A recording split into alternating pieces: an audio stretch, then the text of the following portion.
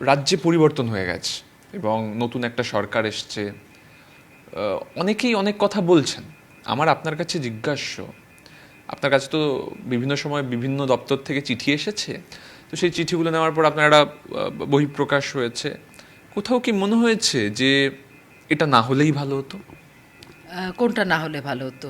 এমন কিছু পদক্ষেপ পূর্বতন সরকারের?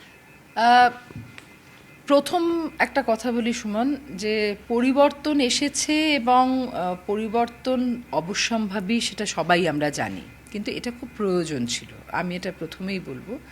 কারণ যে চিঠিগুলো আসছিল, এবং সেটা আমার ক্ষেত্রে ধরো আমি না হয় বুঝতে পারছি যে এটা আমি ফেস করতে যাচ্ছি, আমাকে যেহেতু আমার একটা পরিচয়, প্রায় তুমি বৈশাখী বন্দ্যোপাধ্যায় বললো, প্রায় আমি হারিয়ে ফেলেছি, এই বৈশাখী বন্দ্যোপাধ্যায় নামটা হারিয়ে যাচ্ছিল, একটা অদ্ভুত অন্য একটা পরিচয়ের মধ্যে আমাকে ঠেলে দিয়ে দীর্ঘদিন ধরে একটা পানিশমেন্টের একটা সিরিজ চলছিল, সেটার থেকে মুক্ত বাতাস এখন আসবে বলে আমার বিশ্বাস আছে।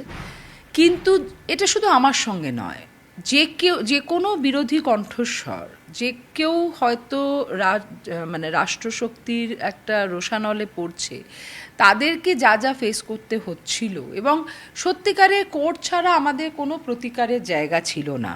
আমি যে সমস্ত মন্ত্রকের বিরুদ্ধে, ধরো চিফ মিনিস্টারকে তো লাস্ট আমরা ভাববো, আমাদের লাস্ট অ্যাডমিনিস্ট্রেটিভ হোপ হচ্ছে ওনার কাছে, যদি আমরা চিঠি পাঠাতাম, সে 2 পাতার হোক 20 পাতার হোক, আমাকে সেই দপ্তরের মন্ত্রীরা পরে হেসে বলতো, মমতাকে জানিয়েছো তো, এই দেখো, বলে সেই চিঠিটা তারাই দেখিয়ে দিত তাদের দুর্নীতির চিঠিগুলো।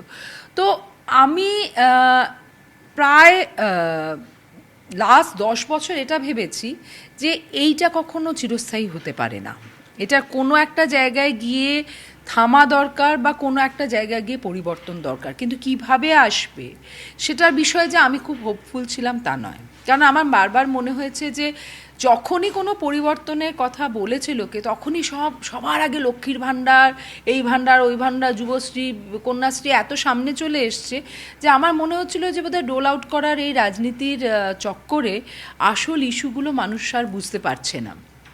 কিন্তু আমি তোমায় বলি যে অভয়াকাণ্ড, আমার মনে হয় সন্দেশখালি নিশ্চয়ই একটা বিষয় ছিল, সেই সময় আমি মুখ খুলেছিলাম, এবং সেটার জন্য শোভন সাফার করেছিল। আমি জানি আমি মুখ খোলার জন্য ও বারবার সাফার করেছে, কিন্তু দেখো খুব মুশকিল আমার মতো মানুষের একেবারে চুপ করে মিউট স্পেকটেটর হয়ে থাকা। অভয়াকাণ্ডর সময় আমি তোমায় বলি যে আমার তখন কিন্তু মনে হয়েছে যে সাধারণ মানুষ একটা জিনিস বুঝে গেছে, যে বাড়ির লক্ষ্মী অপমানিত হবে আর লক্ষ্মীর ভাণ্ডার পাবে, এর মধ্যে ওরা কিন্তু চুজ করা শুরু করেছিল যে এই জিনিস থামতে বাধ্য।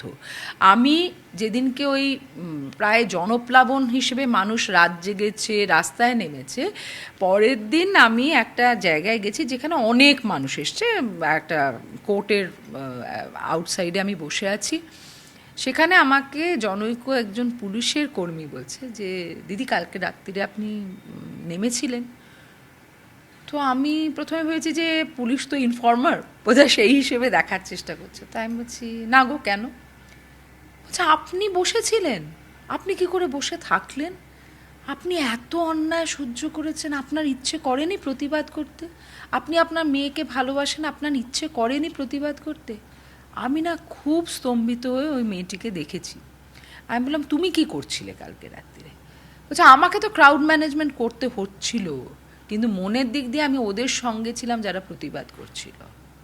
তো আমি আই কুড সেন্স যে মানুষ কিন্তু আর এটা ভালো চোখে দেখছে না।